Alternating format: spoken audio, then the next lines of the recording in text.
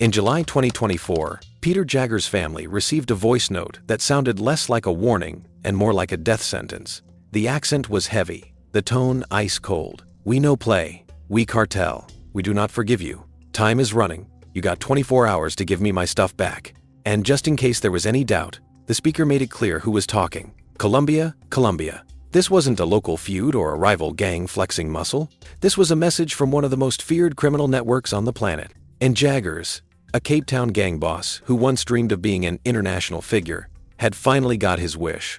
He was dealing with outsiders, but that dream came at a cost. This is the story of Peter Jaggers, the South African underworld boss who crossed the wrong cartel. Peter Jaggers was not just another name in Cape Town's criminal world. At 43, when his story came to its violent end, he had already built a reputation as one of the most feared men in Cape Town's underground scene.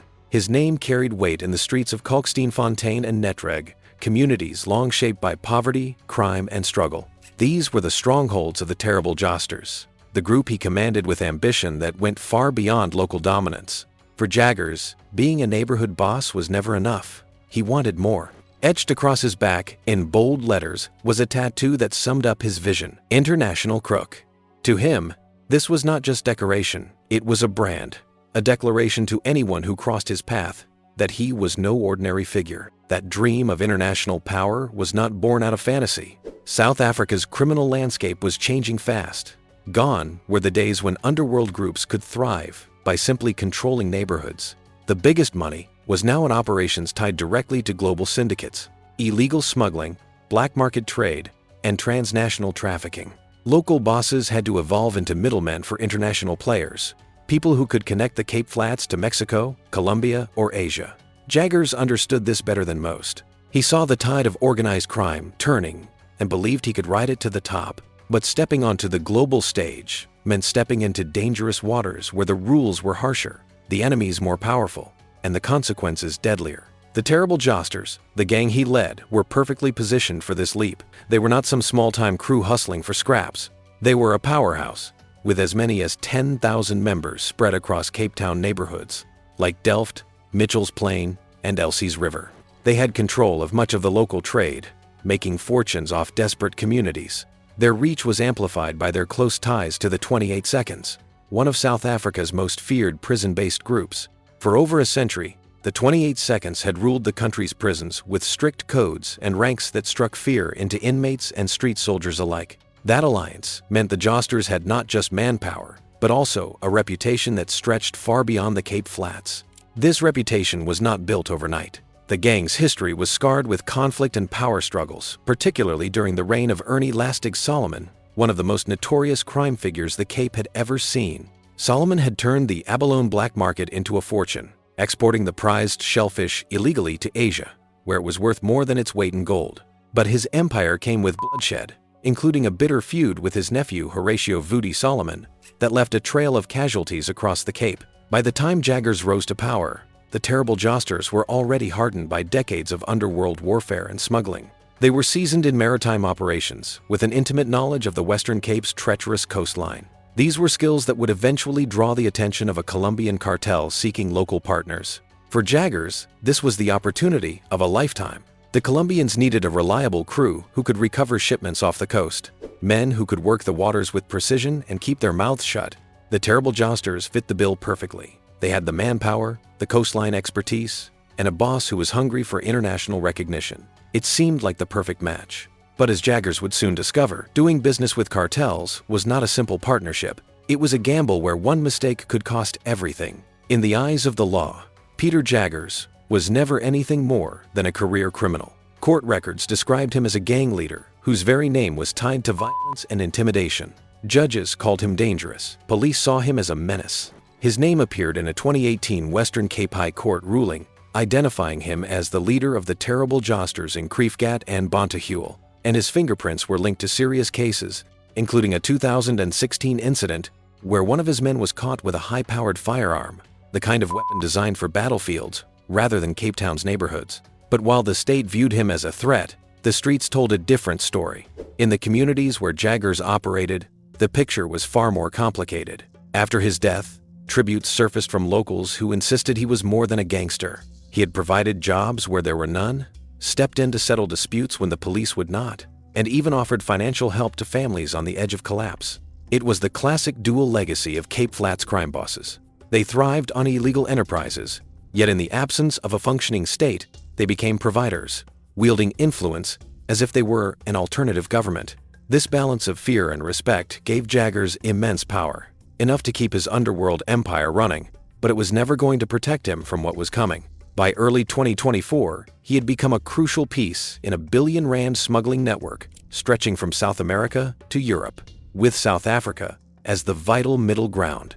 It was a deal that tied together three forces from three different continents, and Jaggers found himself at the center. The Colombians, long known as power players in the international narcotics trade, were the suppliers. Their job was simple: prepare the shipment, get it out of South America, and drop it off near the South African coast. They ran their operations like a corporation, but were ruthless about loyalty. To cross them or fail them was to invite serious consequences.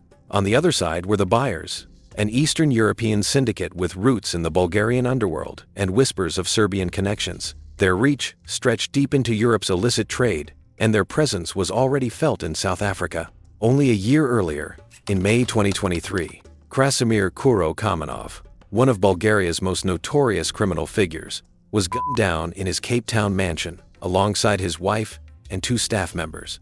That incident was proof that these syndicates were not just passing through South Africa. They were living, operating, and fighting their battles on its soil. Their role in the deal was clear. Once the shipment touched land, they would move it and flood the European market. In between these two giants stood Peter Jaggers and the Terrible Josters. They were the link in the chain, but not an equal partner. To the Colombians and the Bulgarians, Jaggers was little more than a contractor, useful only for his local knowledge of South Africa's rugged coastline. His men had been harvesting abalone illegally in those waters for decades, learning how to move quickly, quietly, and efficiently under the radar. That experience was exactly what the Colombians needed. Jaggers' job was to get the cargo safely off the water and onto land. The rest was not his concern. What Jaggers may not have fully realized was that this structure had been designed to keep the real power players safe and make him expendable. The Colombians' risk ended once the shipment floated off South Africa's coast. The Bulgarians' risk only began after it was on shore. Everything in between was Jaggers' problem, and if anything went wrong, he and his gang would be the ones to pay the price. South Africa was chosen for a reason. The country's long coastline was lightly patrolled, its ports vulnerable, and local crews both skilled and desperate enough to take on high-risk work. For international networks, it was an ideal transit hub. For Jaggers, it was the payout he had always wanted: the chance to finally live up to the tattoo across his back. The shipment itself was almost unbelievable. 500 to 700 kilograms of the product is enormous. Some people whispered the number was as high as 1,000 kilos. At street value, the load was worth more than 1 billion rand, roughly $50 million US. That kind of money changes everything. It makes every decision more dangerous. It makes every mistake potentially catastrophic. For the suppliers and the buyers waiting in Europe, failure was not an option. For Jaggers, it was the biggest risk of his life. The handover was planned like a military operation. A freighter would meet the drop at a remote point off the Western Cape, and the cargo would be transferred into a concealed sea container meant to survive the ocean until retrieval. The package was hidden and fitted with equipment to aid recovery, technology that the suppliers insisted on to reduce the chance of loss. Jaggers supplied the retrieval team, local men who knew the coast and the sea. They used small, low-profile boats to make the pickup under the cover of darkness and bring the shipment back to shore. Everything had to happen quickly and quietly, but the ocean was a dangerous partner. The Western Cape is famous for rough seas, sudden storms, and treacherous currents. Finding a hidden container in that environment was like finding a needle in a storm. The locating equipment might fail. The package could drift or be damaged. Even carefully laid plans could be wrecked by weather or equipment faults. The plan depended on timing, discretion, and people who didn't hesitate when a mistake became life or death. There were other dangers, too. Every step of the operation involved parties who did not fully trust one another. The suppliers wanted plausible deniability and used intermediaries so they could avoid direct exposure. The buyers in Europe expected their product and paid top prices for secrecy. Jaggers' crew was experienced at working outside the law, but they were not the architects of this global scheme. The middleman is always the most exposed link, If the suppliers sensed trouble, they could vanish and leave Jaggers to face the fallout. If the buyers suspected betrayal, they could respond with deadly force.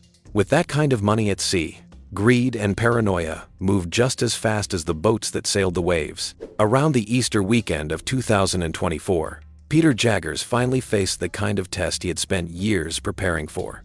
His crew, hardened by years of abalone poaching and small-scale smuggling, set out into the icy Atlantic to retrieve the billion-rand shipment that was supposed to prove his worth to the Colombians and their European buyers. Among the men on the boat was one of his own relatives, a sign that this was no ordinary job.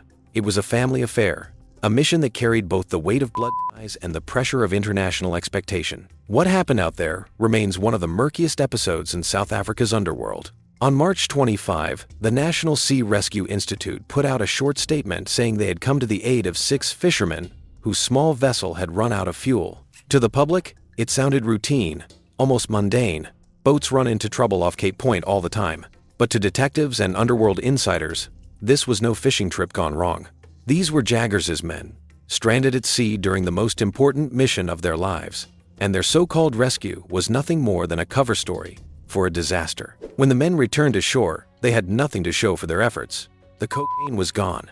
In the world of high-stakes drug trafficking, that kind of failure is unforgivable. For a consignment worth over R1 billion, there's no room for excuses, and the explanations that surfaced only made things worse. The first version of events, the one Jaggers is believed to have clung to, was that the shipment was swallowed by the ocean. The seas off the Cape of Good Hope are notorious for being unpredictable, a place where waves can smash boats like toys and currents drag objects miles off course. According to this story, the container's tracker might have failed, or the weather might have turned, leaving the crew unable to locate the cargo. To outsiders, it was at least plausible. The ocean does not care about billion-dollar investments. It takes what it wants. The second theory, however, was the one that spread fastest through the criminal networks, and it was far more dangerous for Jaggers. Whispers grew that the cocaine had not been lost at all, but stolen. Perhaps Jaggers himself had tried to play both sides, hoping to keep the shipment for his own network. Perhaps some of his men, seeing a once-in-a-lifetime fortune floating before them, had decided to cut their boss and the cartel out of the picture. What fueled suspicion was the fact that police never recovered the. There was no seizure, no photographs of stacked in evidence rooms, no headlines about a record bust. The consignment had simply vanished, and in this line of work, a vanishing act is almost always treated as a betrayal. For the Colombians and the Bulgarians, there was no patience for mysteries. These were organizations that had built empires on fear, discipline, and absolute control. A verifiable loss to police might have been written off as an unfortunate cost of business, but a vanishing shipment with no proof and only the word of a Cape gang boss? That was an insult. It was the kind of insult that could not be allowed to stand. With the billion-rand cocaine shipment gone, and suspicion swallowing every excuse he offered, Peter Jaggers' fate was sealed long before he boarded a plane. The Colombians and their Eastern European partners weren't interested in explanations. In their world, losing without proof meant only one thing: theft. And theft was answered with. Jaggers was summoned to Gauteng, and everyone close to him knew this wasn't a business meeting. It was a one-way trip. By the end of June 2024, the pressure on Jaggers had reached a boiling point. Whispers swirled through Cape Town that he was on borrowed time. The cartel wanted him in Johannesburg, far away from the fortress of allies and influence he had in the Cape Flats. Once he set foot in Gauteng, he would be on ground controlled by people who played by their own rules. And unlike the gang wars he was used to, this was not going to be a fight in the street. This was something colder, more calculated. On the 30th of June 2024, Jaggers and his trusted lieutenant, William Peterson, left Cape Town. Friends later recalled that neither man seemed panicked. If anything, Jaggers carried himself with the confidence of someone who still believed he could talk his way out of this. 3 days later, on July 3, they boarded a flight to OR Tambo International Airport. For Jaggers, this was the point of no return. They checked into a luxury suite at the Emperor's Palace Hotel in Kempton Park, a place dripping with opulence and false security. But the hotel was never the destination. It was a waiting room before the inevitable. That same day, the call came for them to leave the hotel. An unknown man arrived in a gray Mercedes-Benz, accompanied by hard-faced foreigners with heavy Eastern European accents. They weren't there for a negotiation. They were the executioners of the syndicate's judgment. Jaggers and Peterson vanished from that moment. What followed was not a quick. The syndicate wanted more than his life. They wanted to strip away the aura of invincibility that surrounded him. For days, Jaggers was kept alive, humiliated, and forced to confront the full weight of his failure. At some point during his captivity, his captors made him record a message to his own men. In it, the once feared gang boss sounded broken, his voice trembling as he told his terrible josters to face the music, because the cartel would never relax before they get their stuff. For more than 3 months after Peter Jaggers and William Peterson vanished, the underworld buzzed with whispers but no answers. Their families were left in agony, their rivals speculated about betrayals, and the terrible josters clung to fading hope that their boss might still be alive somewhere. Then, on the 11th of October 2024, the silence broke in the most gruesome way imaginable. That afternoon, a passerby in the quiet Free State town of Orangeville noticed something bobbing in the Clip River below a bridge. At first, it looked like debris caught in the current, but on closer inspection, it was clear this was something far more sinister. Police divers were called, and when they dragged the object to the surface, the truth emerged. It was a body, bound and wrapped, chained as though someone wanted it buried in the river forever. A few meters away, another body was found. The mystery of Jaggers and Peterson's disappearance had ended, not with their return, but with their corpses surfacing in a rural river hundreds of kilometers from where they were last seen. The choice of location was deliberate. Jaggers and Peterson had been abducted in Gauteng, and their empire was rooted in Cape Town, yet their remains turned up in the Free State, a province that had nothing to do with either man's life. This wasn't just disposal, it was theater. The killers were making a statement. They could reach across South Africa without fear of borders, law enforcement, or retaliation. Every gangster who heard the news understood the message. No one was untouchable. The entire country was their dumping ground. When police unwrapped the bodies, the horror only deepened. Both men had been wrapped tightly in plastic, their feet bound with cable ties, their wrists locked in steel handcuffs. Heavy chains had been used to weigh them down in the river, a failed attempt to erase them from the world completely. The decomposition was advanced, but the brutality was unmistakable. This wasn't a quick. It was a slow, methodical execution, the kind cartels use when they want their victims to suffer and their enemies to tremble. Identification fell to the families, a task no loved one should ever have to face. Jaggers' wife, Shawal, confirmed her husband's remains through the tattoos that had once been symbols of his pride and identity. Across his back, the words "International Crook" stretched like an epitaph he had written for himself long before this day.